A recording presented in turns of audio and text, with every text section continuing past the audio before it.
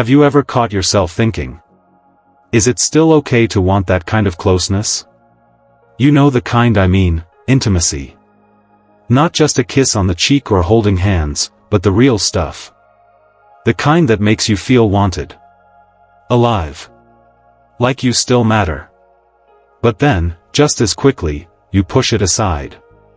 Because somewhere along the line, someone made you feel like wanting that, at your age, was silly. Or shameful. Or just something we don't talk about. Let's be real for a second. Nobody warned you that as you get older, the questions about your body, your needs, your desires, wouldn't stop. They'd just get harder to ask. And for so many women, especially women over 60, there's one part of intimacy that gets completely swept under the rug: oral intimacy. Yep. We're going there. Not to shock you, but to set you free. Because the truth is, not talking about it, that's what causes the most pain. The most confusion. The most avoidable health issues. And you deserve better. In this video, we're uncovering 5 unspoken truths about oral intimacy that every senior woman should know. No fluff. No shame. Just honest talk, heart to heart. By the end, you'll feel clearer, more confident, and a whole lot less alone. So, if you've ever sat in silence with questions that felt too awkward to say out loud, comment "I deserve clarity" below. And be sure to subscribe to Elderly Wisdom Guide, because this is just the beginning of the conversations you deserve to have. Let's talk about the things no one told you, but should have. Right now. Truth number 1, desire doesn't retire. Let me tell you about Margaret. She's 72. A retired schoolteacher from Indiana. Sweet as they come. Loves crossword puzzles and homemade pies. But a few months ago, she sat across from her best friend at lunch, fidgeting with her napkin, cheeks turning red. She leaned in and whispered, "Is it weird that I still, want that kind of closeness?" Her friend didn't laugh. She didn't look away. She just smiled and said, "Me too." And in that one moment, something shifted in Margaret. She realized she wasn't broken. She wasn't shameful. She was human. You see, aging might change your body, but it doesn't erase your need for connection. Your brain, the biggest, most powerful sexual organ you've got, still holds memories, feelings, cravings. And yes, even at 60, 70, 80, and beyond, that spark can still flicker. And it deserves to. But here's the problem. Society acts like once a woman hits menopause, her desire should just evaporate. Like someone flipped a switch. Suddenly, people expect you to trade romance for knitting, and passion for polite conversation. As if you're supposed to become invisible. Especially when it comes to oral intimacy. Now that subject? It's buried so deep in silence that most women wouldn't dare bring it up. Not to their friends. Not to their doctors. Sometimes, not even to their partners. And that silence? It breeds shame. But let me be clear, wanting intimacy, of any kind, is not inappropriate. It's not silly. It's not something to feel embarrassed about. It's something to honor. You've lived a full life. You've given, sacrificed, carried, and healed. You deserve closeness. You deserve to feel alive in your skin. To be touched. To laugh. To melt into someone's arms if that's what your soul wants. So, here's what I'm asking you to do. Give yourself permission. Permission to feel. Permission to want. Permission to say, yes, this still matters to me. Because intimacy isn't just for the young. It's for the living. But of course, desire is only one piece of the puzzle. Sometimes the heart says yes, but the body says, hold on, I'm not quite the same as I used to be. And that's okay.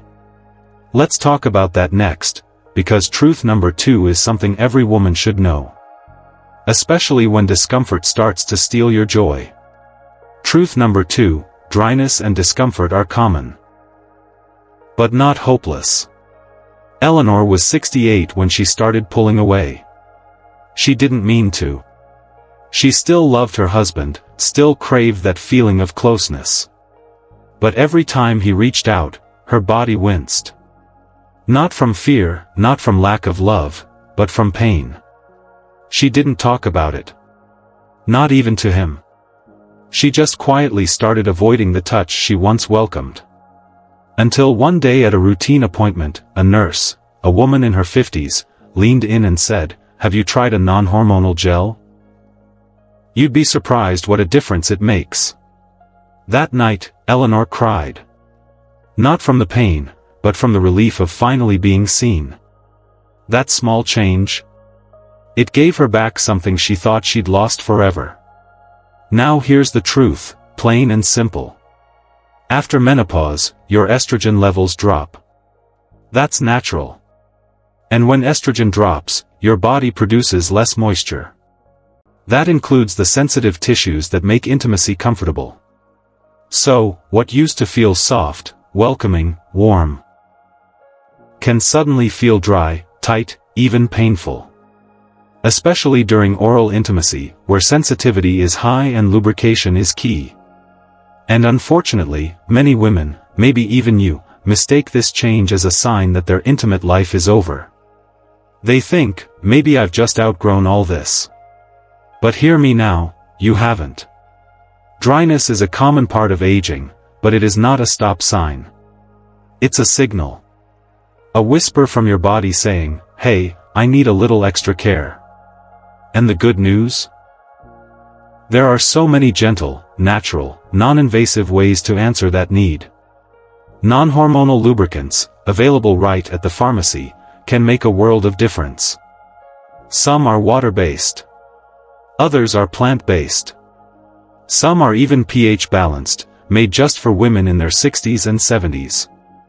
It's not about restoring youth, it's about restoring comfort. And let's not forget hydration. Drinking water regularly helps every part of your body, including those tender tissues. And foreplay?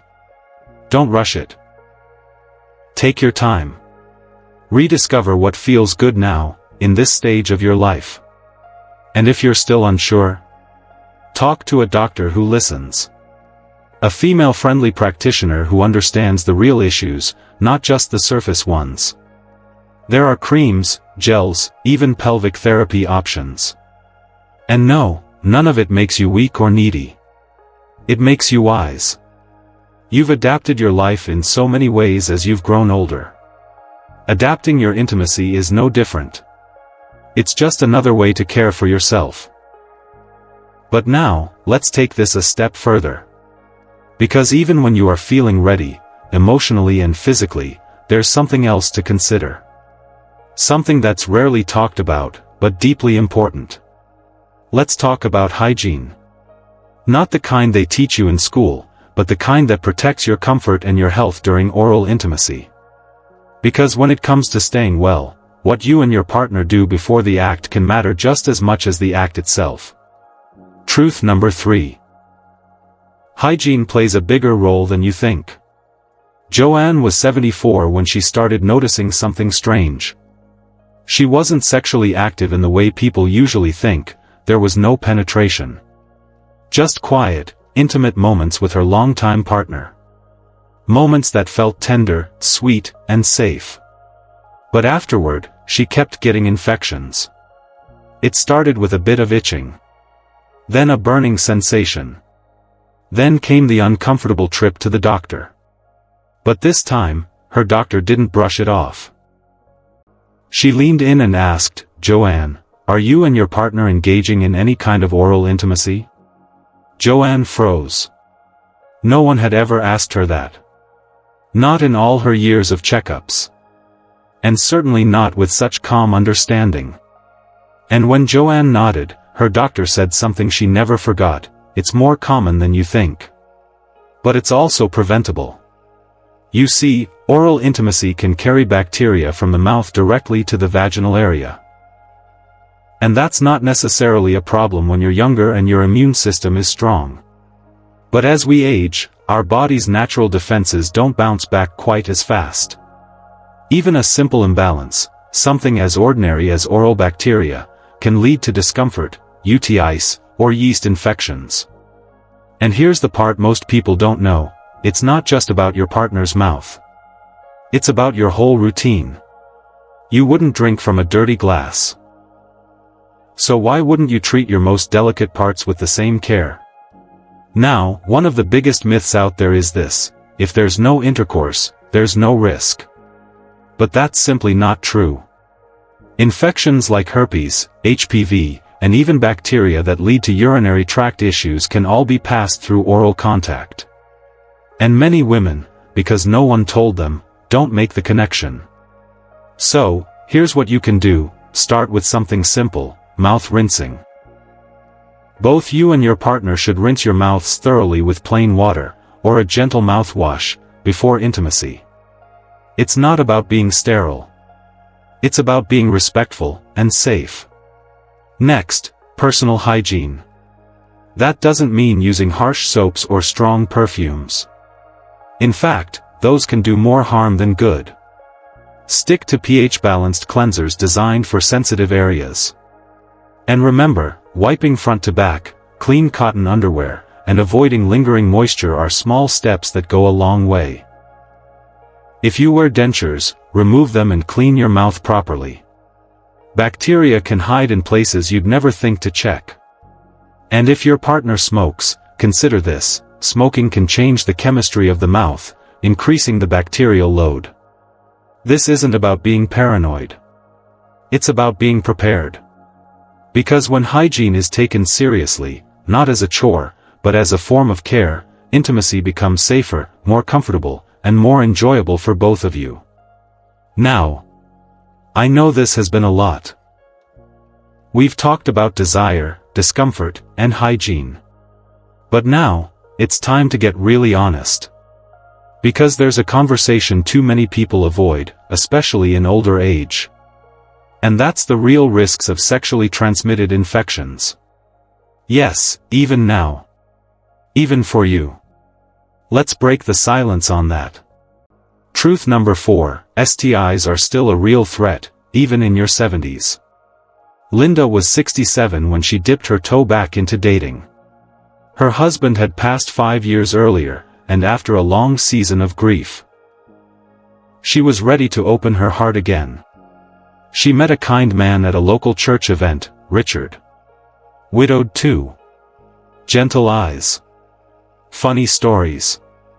They took things slow. Held hands. Went dancing. Shared quiet meals. And eventually, they shared more. Intimacy bloomed in its own sweet time. But just a few months later, Linda found herself in a doctor's office, hearing words she never expected to hear at this stage of life: "You've tested positive for genital herpes." Her mind reeled.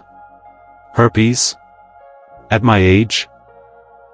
She hadn't thought about that word since the 1980s. And back then, it felt like something only young, careless people worried about. But here's the uncomfortable truth, one that many people, even doctors, fail to mention: STIs don't care about your age. They don't retire when you do. They don't check your date of birth before showing up. In fact, rates of sexually transmitted infections among seniors are on the rise. And a big reason? Well, there's no fear of pregnancy anymore. So a lot of older adults simply stop using protection. And when it comes to oral intimacy, the risks are often misunderstood or completely ignored. Herpes, HPV, gonorrhea, even syphilis. All of these can be passed through the mouth. And because symptoms are often milder, or don't show up at all, they go undetected. They get passed quietly, from partner to partner, all while no one's talking about it. There's also a false sense of safety that comes with age. We assume someone older must be trustworthy, or experienced, or just not at risk. But STIs aren't about age. They're about biology. And they thrive in silence. Now, this isn't about fear. It's about wisdom. The kind of wisdom that says, I can love, I can date, I can enjoy closeness, and I can also protect my body.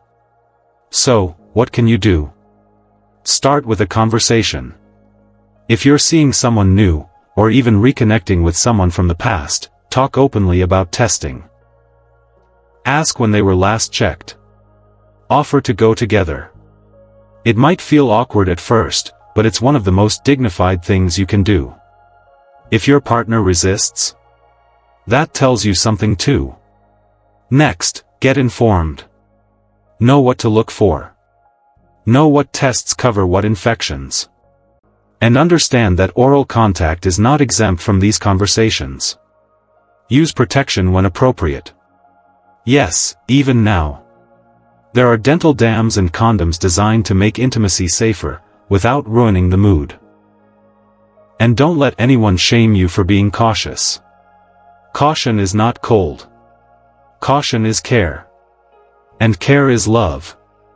Because protecting your health, your whole health, is a form of self-respect. And just as you've learned to speak up for your needs in other areas of life, this, too, is a place where your voice matters. But now, let's shift gears a little. Because this conversation isn't just about physical safety.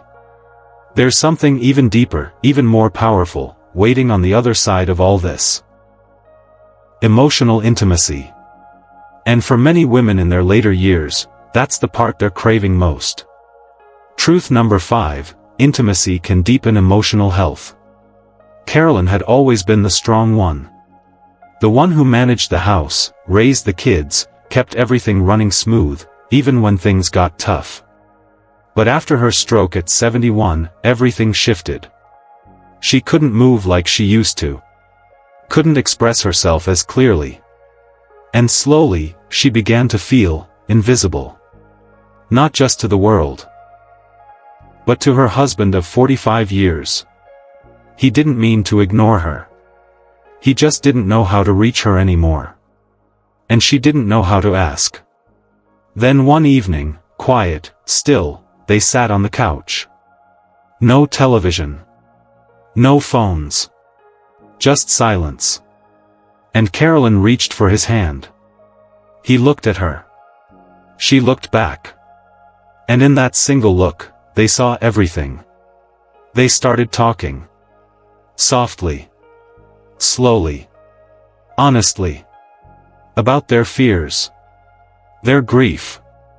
Their love. There was no rush to fix anything, no pressure to go further. Just holding. Breathing. Being together. And that moment? That quiet, simple moment. It changed everything. Because intimacy isn't always about the act. Sometimes, it's about being seen. And for many women in their 60s, 70s, and beyond, that's what we miss the most. Not just the physical closeness, but the emotional presence. The feeling of being noticed. Valued. Touched, not just skin, but soul. Here's what science tells us: physical intimacy, yes, even non-sexual touch, can reduce stress hormones. It can lower blood pressure, improve sleep, even reduce the risk of depression. And oral intimacy, when it's wanted and comfortable, isn't just about stimulation. It's about vulnerability. It's about trust. Connection. The kind of closeness that says, you still matter to me. But somewhere along the line, we were told that kind of connection has an expiration date. That after a certain age, it's no longer appropriate. No longer needed. As if intimacy is something that belongs only to the young. That belief? It's not just wrong, it's harmful. Because emotional closeness is more important as we age. As our roles change. As our bodies shift. As we say goodbye to people we love. We need to feel held. To laugh at a private joke. To sit with someone in silence and know we're not alone. So, what can you do? If you're single, start small. Explore healthy touch through a massage therapist who specializes in elder care.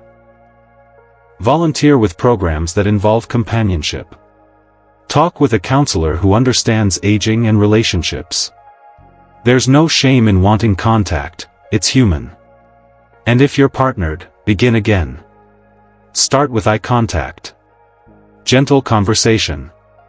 Bring back playfulness, even if it starts with just sharing a memory or a soft glance. Try holding hands again. Linger in hugs. Sometimes that's all it takes to unlock something you thought was long gone. Because at the end of the day, intimacy is about more than the body. It's about the heart. And there's no age limit on that. So, what does all this mean, really? Let's take a breath. And let's take a moment to reflect. I know. This has been a lot to take in. For some of you, this may feel like opening a door that's been locked for decades. Maybe you're sitting there in silence, heart full, eyes heavy. Maybe you feel a little ashamed, or confused. Or maybe, just maybe, you're feeling something else. Hope. Because here's the truth most people won't say out loud: you are not the only one wondering. You are not the only one craving connection. And you are certainly not the only one who's been told to sit down, stay quiet, and stop feeling. But you don't have to stay silent anymore. This is not about fear. It's not about shame. It's about reclaiming something deeply human. Your voice. Your desires. Your right to be touched, to be seen, to be loved. Not just in memory, but in this very moment. Intimacy doesn't expire. It evolves. And you're allowed, at any age, to explore what that looks like for you. Maybe that's a quiet conversation with your partner. Maybe it's a question you've been meaning to ask your doctor but didn't know how. Or maybe it's just the quiet honesty of looking in the mirror and saying, I still matter.